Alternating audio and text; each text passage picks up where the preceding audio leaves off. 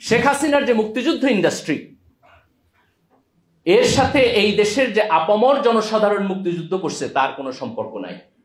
কিন্তু আমরা বাংলাদেশকে একটি অসাম্প্রদায়িক বাংলাদেশ, যেখানে মুসলমান, হিন্দু, বৌদ্ধ, খ্রিস্টান, বাঙালি, পাহাড়ি সবাই তার নাগরিক অধিকার নিয়ে এখানে থাকবে।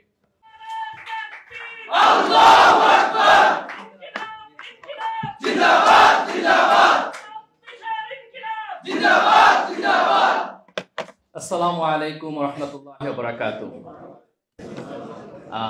আমি অনেকদিন বক্তৃতা দিই না, লম্বা দিন, ফ্যাসিবাদের পরে নতুন করে বক্তৃতা। আমি হাসনাতকে দিয়ে শুরু করি। ঢাকা বিশ্ববিদ্যালয়ের যে শিক্ষক সমিতি ক্লাউন, তাদের যে আপা, তাদের যে প্রধানমন্ত্রী এখনো সাবেক বলে মনে করেন না, উনি কোথায় কোথায়? বাংলাদেশে শ্বশুর বাড়ি? ভিসা নিয়ে গেছেন? পলাইছেন?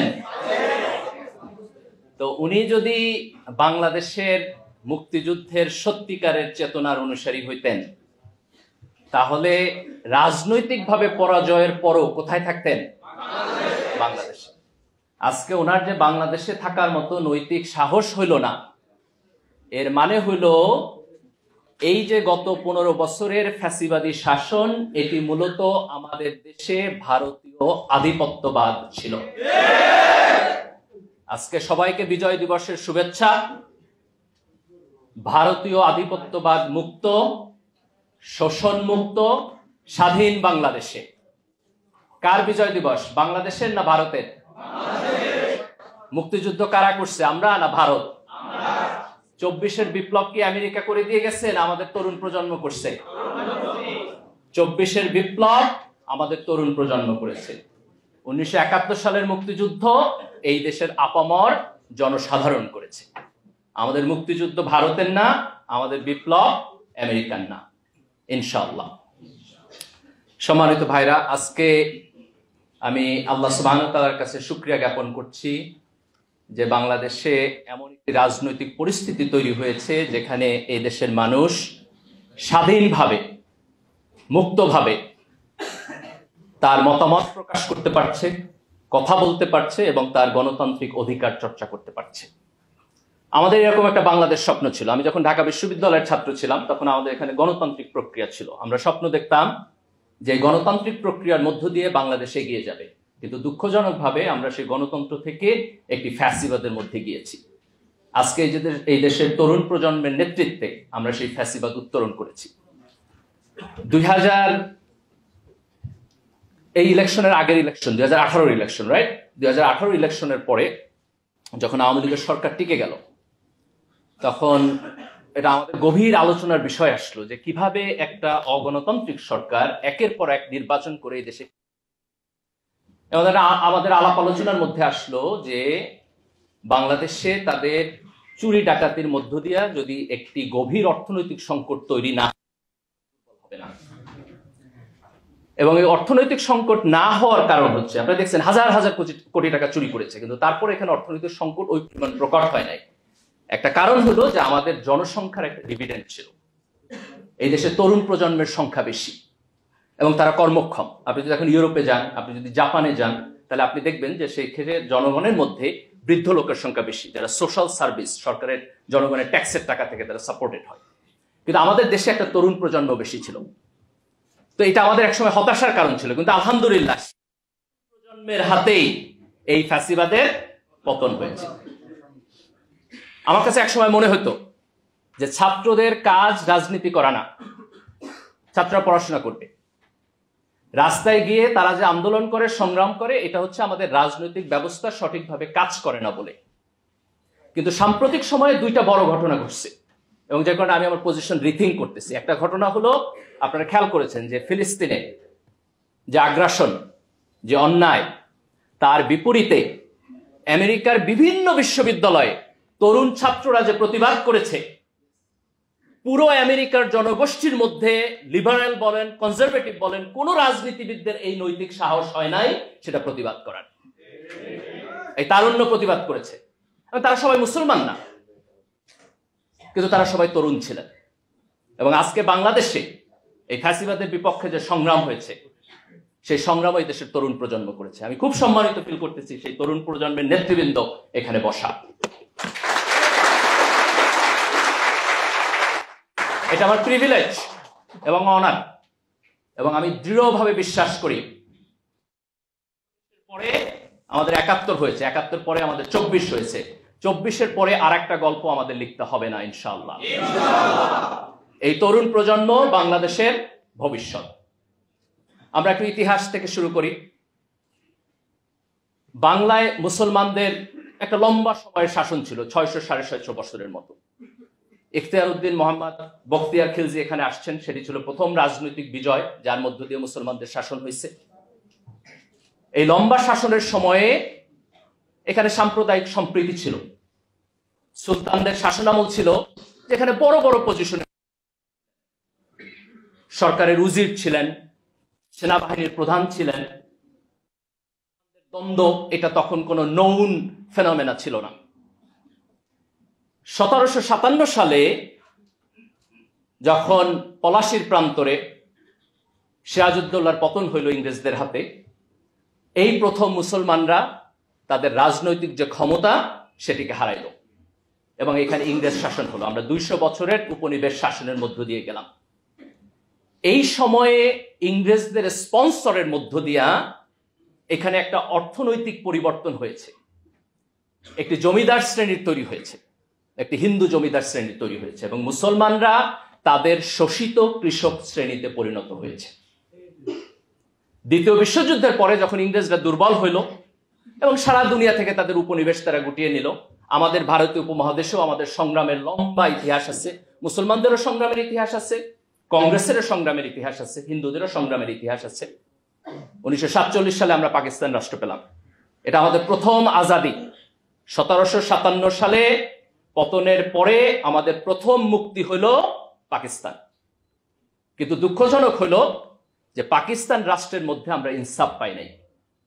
পাকিস্তানের মুসলমানদের মধ্যে সম্ভ্রান্ত এবং গরিব এই দুই মুসলমানের পার্থক্য হলো। আপনারা এখনো বিভিন্ন বই যদি পড়েন আগে দেখবেন যে লেখকের নামের পরিচিতিতে লেখা যে অত্যন্ত সম্ভ্রান্ত মুসলিম পরিবারে ওনার জন্ম হয়েছে। তো অসম্ভ্রান্ত, সম্ভ্রান্তের সংজ্ঞা কি, অসম্ভ্রান্তকে? পশ্চিম পাকিস্তান যারা শাসন করছে তারা মনে করত যে পূর্ব পাকিস্তানের মুসলমান যারা চাষা ভুষা, যারা কৃষক, এই কৃষকের সন্তানরা যথেষ্ট পরিমাণ এলিট না। পূর্ব পাকিস্তান থেকে যারা মুসলিম লীগের রাজনীতি করত তারাও এই দেশের সংখ্যাগরিষ্ঠ মুসলমানদেরকে রিপ্রেজেন্ট করে নাই। আমাদের ধর্ম এক, কিন্তু অর্থনৈতিক ক্লাসের পার্থক্যের কারণে আমরা সেখানে ইনসাফ পাই নাই। ইনসাফ না পাওয়ার কারণে এই দেশের সংখ্যাগরিষ্ঠ মুসলমান ১৯৭১ সালে তাদের বিপক্ষে যুদ্ধ করেছে। ১৯৭০ সালের যে নির্বাচন, আওয়ামী লীগের এজেন্ডার মধ্যে বাংলাদেশের স্বাধীনতা ছিল না। আওয়ামী লীগ স্বাধীনতা চাইছে না স্বায়ত্তশাসন চাইছে? ২৫শে মার্চে যখন এখানে সেনাবাহিনী ডিপ্লয় হয়েছে, শেখ মুজিবুর রহমান কি স্বাধীনতার ঘোষণা দিয়ে গেছেন? দেন নাই। তাহলে আওয়ামী লীগের যে রাজনীতি ১৯৭০ পর্যন্ত ছিল সেটি ছিল ৬ দফার রাজনীতি, সেটি ছিল স্বায়ত্তশাসনের রাজনীতি। কিন্তু ২৫শে মার্চে যখন এখানে সেনাবাহিনী ডিপ্লয় হলো এবং ৭০-এর গণতান্ত্রিক নির্বাচনে আওয়ামী লীগ জয়লাভ করেছে, কিন্তু সেই সংসদে আওয়ামী লীগের হাতে ক্ষমতা দেয়া হলো না। এই দেশের মানুষ এই বেইনসাফির প্রতিবাদ করেছে। কিন্তু আমাদের সামনে প্রশ্ন ছিল যে মুক্তিযুদ্ধ যখন শুরু হয়েছে তখন আমরা এই মুক্তিযুদ্ধে জয়লাভ করতে পারবো কিনা। ভারতের সহায়তা নিয়ে যদি মুক্তিযুদ্ধে জয়লাভ করি তাহলে এই দেশ স্বাধীনভাবে টিকবে কিনা। এই কোশ্চেনের মেরিট আছে না নাই? এই দেশের উপর ভারতীয় আধিপত্যবাদ হয়েছে না হয় নাই? আমাদের দুইটা অপশন ছিল। একটা অপশন যে ঠিক আছে, আমরা পাকিস্তানের বেইনসাফির মধ্যে থাকবো ভারতের আধিপত্যবাদের ভয়ে। আমাদের রাজনীতিবিদদের মধ্যে কেউ কেউ এইটাকে রাইট মনে করেছেন, কিন্তু এই দেশের সংখ্যাগরিষ্ঠ জনগণ, এই দেশের তরুণ জনগণ, তারা পাকিস্তানের বিপক্ষে, ভারতের আধিপত্যবাদের বিপক্ষেও যুদ্ধ করতে চেয়েছে। এই কারণে আমাদের সংগ্রাম ৭১ উভয়ের আধিপত্যবাদের বিপক্ষে দাঁড়িয়ে আমরা সত্যিকারের বাংলাদেশী হয়ে উঠেছি। ৭১-এর মুক্তিযুদ্ধ ইসলামের বিপক্ষে হয় নাই। শামসুর রহমান তো সেকুলার কবি, উনিও তো লিখছেন যে স্বাধীনতা তুমি পিতার উদার জায়নামাজের কোমল জমিন। এই দেশের মুক্তিযোদ্ধারা মুক্তিযুদ্ধ করছে, নামাজ পড়ছে। এই দেশের মুক্তিযোদ্ধারা দোয়া করছে। কিন্তু স্বাধীনতার পরে এই দেশে আওয়ামী লীগ, শেখ পরিবার, কিছু বাম রাজনীতিবিদ তারা মুক্তিযুদ্ধের ইতিহাসকে মনোপলি করেছে। ৭২-এর সংবিধানে তারা সেকুলারিজম আনছে। ৭০-এর নির্বাচনে আওয়ামী লীগের যে ৬ দফা কর্মসূচি, আওয়ামী লীগের যে নির্বাচনী ইশতেহার, আওয়ামী লীগের যে নির্বাচনী প্রচারণা, তার কোথাও সেকুলারিজম শব্দ আপনি 1000 বার, তাহলে ৭২-এর সংবিধানে সেকুলারিজম আসলো কোথা থেকে? ৭২-এর সংবিধানে সমাজতন্ত্র আসছে। আওয়ামী লীগ কিছু কিছু জায়গায় সমাজতন্ত্র বলছে, কিন্তু সেটা বলছে সামাজিক ন্যায় বিচার অর্থে, অর্থনৈতিক ন্যায় বিচার অর্থে। তাহলে ৭২-এর সংবিধানে তারা যেভাবে সমাজতন্ত্র লিখেছে সেটিও মুক্তিযুদ্ধের চেতনা ছিল না। বাঙালি জাতীয়তাবাদ তো ছিলই না। এই দেশে তো শুধু বাঙালিরা বসবাস করে না, পশ্চিমবঙ্গ এবং বাংলাদেশের বাঙালি, তাদের দুইজনের রাজনৈতিক অভিমুখ কি এক? তাদের রাজনৈতিক চিন্তা এক? তাহলে বাঙালি জাতীয়তাবাদ আমার আদর্শ কিভাবে হয়? তাহলে ধর্মনিরপেক্ষতা আমার আদর্শ না, সমাজতন্ত্র আমার আদর্শ না, বাঙালি জাতীয়তাবাদ আমার আদর্শ না, কিন্তু আমার সংবিধানে তার সবকিছুই আসছে। তাহলে আওয়ামী লীগ সর্বপ্রথম ৭২-এর সংবিধানের মধ্য দিয়ে এই মনোপলি করেছে।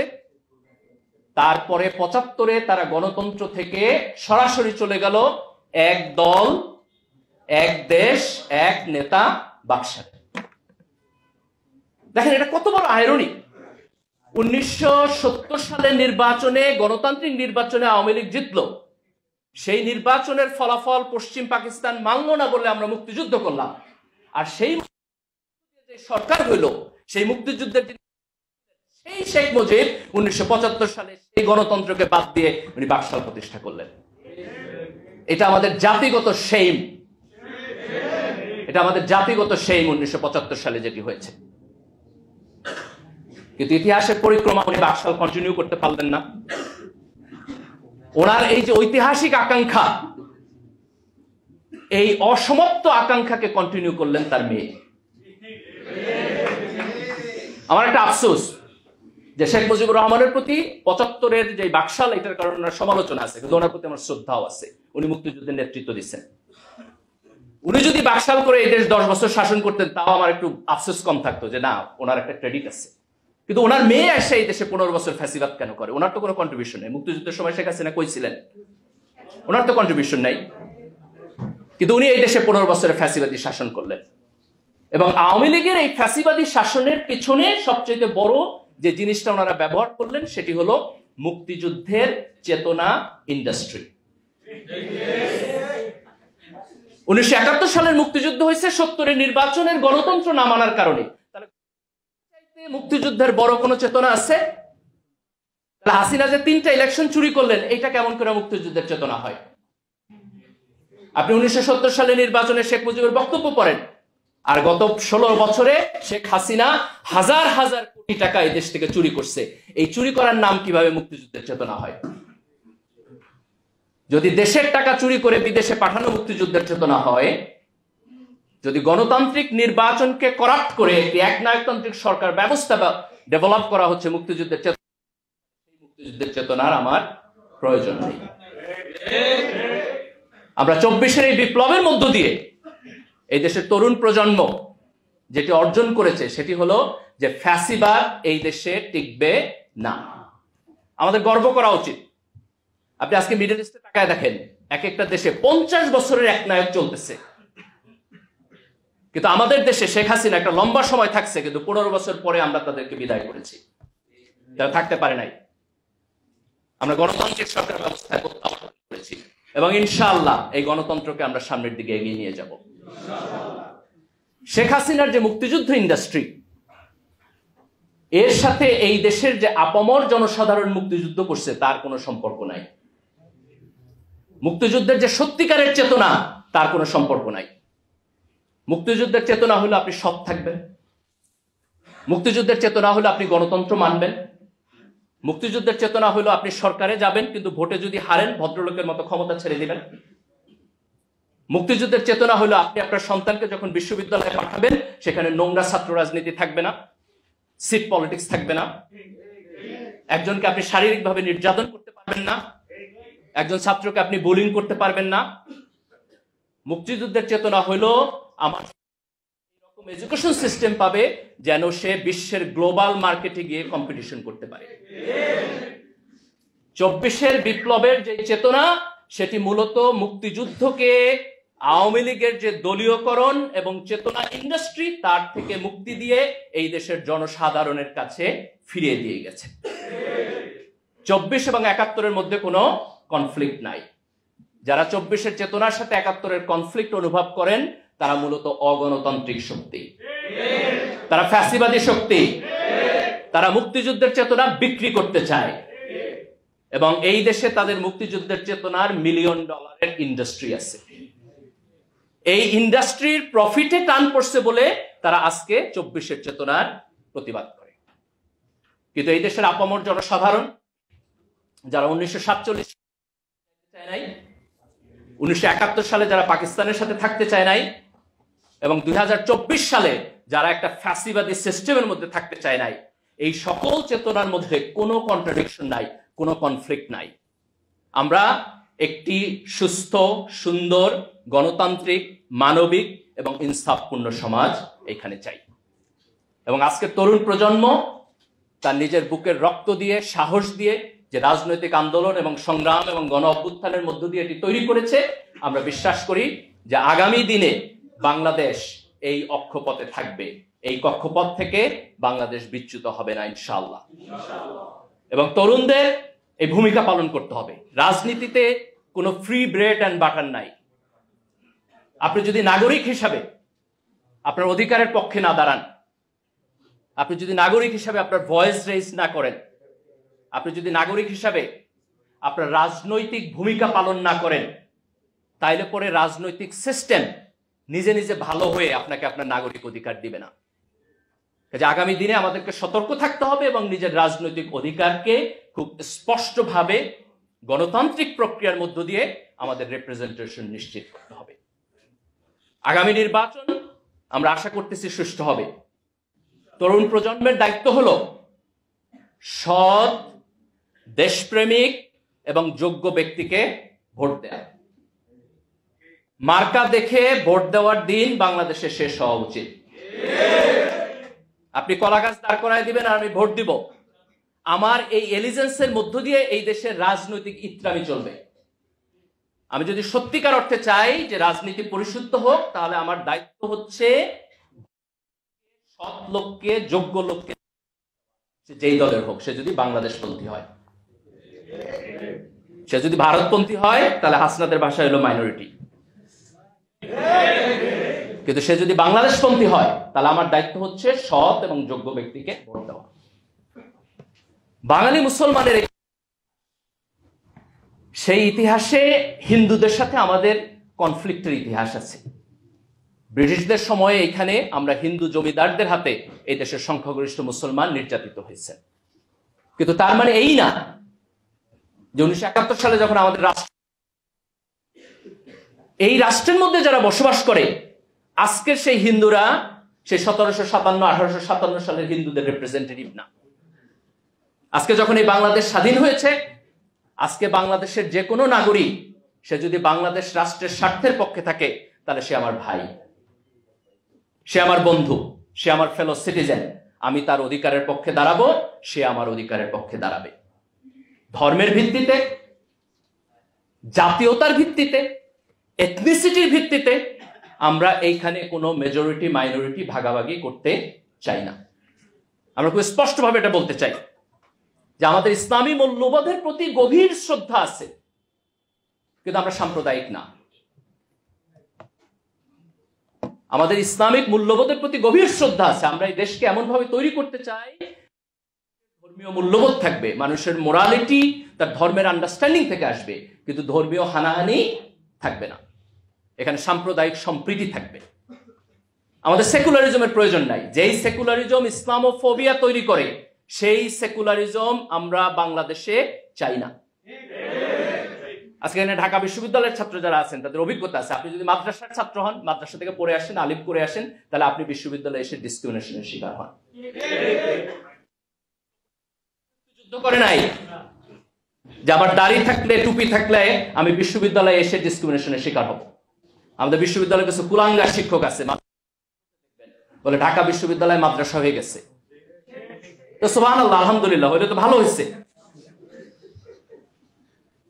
তারা বিশ্ববিদ্যালয়ের ভর্তি পরীক্ষায় মাদ্রাসা থেকে আসলে তারা বলে যে ছাত্রকে নেওয়া হবে না।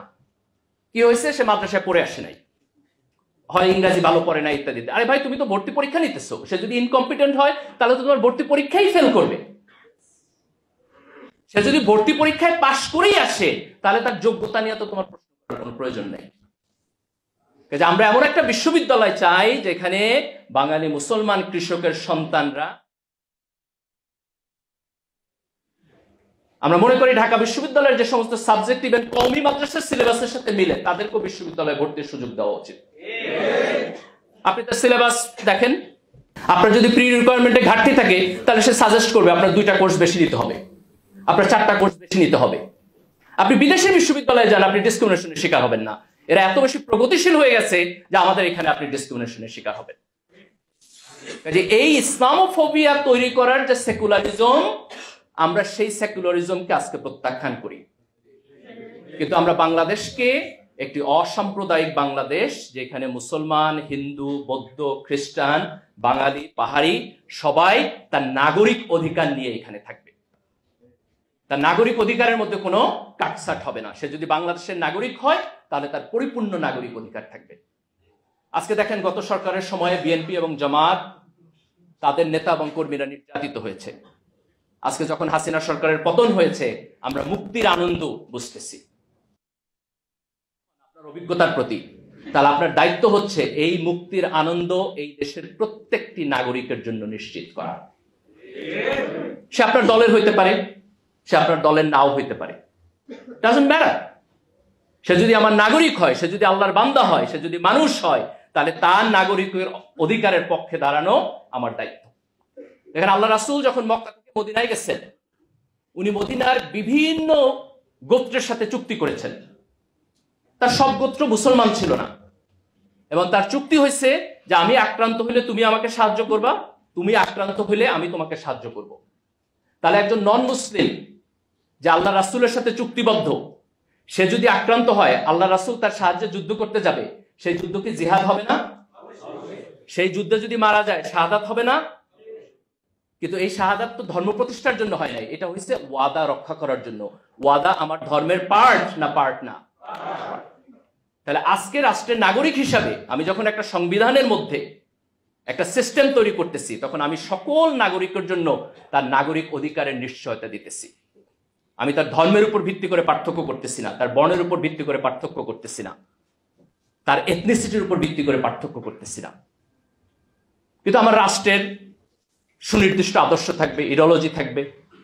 মুসলমানরা তাদের ধর্ম থেকে তার নৈতিক যে মোটিভেশন সেটি নিবে, যিনি হিন্দু তিনি হিন্দু ধর্ম থেকে তার মোটিভেশন নেবেন, এবং আমরা একটি সাম্প্রদায়িক সম্প্রীতির মধ্য দিয়ে সবাই মিলে আমরা বাংলাদেশী হয়ে উঠব। আজকে আমি ঢাকা বিশ্ববিদ্যালয় শিবিরকে খুব স্পেসিফিকলি ধন্যবাদ দিতে চাই। আমি যখন বিশ্ববিদ্যালয়ের দায়িত্বশীল ছিলাম, আজকে থেকে প্রায় 15-16 বছর আগে, কিন্তু আলহামদুলিল্লাহ আজকে ঢাকা বিশ্ববিদ্যালয়ে যারা নেতৃত্ব দিতেছে তাদেরকে দেখলে আমার সেই পুরাতন দিনের কথা মনে হয়। এই জুলাইয়ের বিপ্লবে তারা যে গৌরবজনক ভূমিকা পালন করছে, আমি আশা করব যে আগামী দিনে ইনশাআল্লাহ তারা জাতিকে নেতৃত্ব দেওয়ার ভূমিকা পালন করবে। আমরা এখনো মাঝে মধ্যে বলি যে ভারতীয় আধিপত্যবাদের বিপক্ষে আমরা যুদ্ধ করব, আমরা লড়াই করব, এক বিন্দু জমি আমরা ছাড় দিব না, এটা ডিফেন্সিভ বক্তব্য। কিন্তু আমরা আগামী দিনে যে রাজনীতি করতে চাই, আমরা আমাদের যোগ্যতার মধ্য দিয়ে সারা দুনিয়াতে বাংলাদেশ যে একটা কম্পিটেন্ট জাতি, একটা দেশ, সেটিকে আমরা তুলে ধরতে চাই। আমরা উপমহাদেশের নেতৃত্ব দিতে চাই। আমরা মায়ানমারের রোহিঙ্গাদের প্রবলেম সলভ করতে চাই। আমরা ভারতের মুসলমানদের অধিকারের পক্ষে দাঁড়াইতে চাই। আমরা ভারত এবং পাকিস্তানের মধ্যে নেগোসিয়েশন করতে চাই। আমরা সার্ককে শক্তিশালী করতে চাই। আমরা দক্ষিণ এশিয়াকে নেতৃত্ব দিতে চাই। আমরা বিশ্বকে নেতৃত্ব দিতে চাই। যেই তরুণ প্রজন্ম হাসিনার মতো একটি শক্তিশালী ফ্যাসিস্টকে রাস্তায় দাঁড়াইয়া কোনো রাজনৈতিক দলের সহযোগিতা ছাড়া নিজেরা নেতৃত্ব দিয়ে এই ফ্যাসিবাদকে পতন করেছে, তারা আগামী দিনে এই দেশকে নেতৃত্ব দিতে পারবে ইনশাআল্লাহ। আমি সবাইকে উদাত্ত আহ্বান জানাবো, আপনারা রাজনৈতিকভাবে সচেতন থাকবেন। দলের কর্মী কম হন, দেশের কর্মী বেশি হবেন। আমাদের জাতীয় স্বার্থের প্রশ্নে কোনো কম্প্রোমাইজ আমরা করব না। এই দেশের ভবিষ্যৎ এই দেশের তরুণদের হাতে। 24-এর বিপ্লব আমাদের অতীত ইতিহাসের সাথে আমাদের যোগসূত্রতা কেটে দেয় নাই। এটা 71-এর সাথে জড়িত, এটা 47-এর সাথেও জড়িত। আওয়ামী লীগ এই ইতিহাসকে মনোপলি করেছে, আজকে আমরা সেই মনোপলি থেকে এই দেশের ইতিহাসকে মুক্তি দিয়েছি। তো ইনশাআল্লাহ আমাদের যে সংগ্রাম, আমাদের যে ইনকিলাব, এটি চলবে। এই দেশের তরুণ প্রজন্ম আবার তার সংগ্রাম পরিচালনা করবে এবং ইনশাআল্লাহ আমরা বাংলাদেশকে একটি শক্তিশালী গণতান্ত্রিক রাষ্ট্র হিসেবে বিশ্বের বুকে দাঁড় করাবো। এটি হবে আমাদের আগামী দিনের রাজনীতি। বাংলাদেশ জিন্দাবাদ, ইনকিলাব জিন্দাবাদ। আসসালামু আলাইকুম।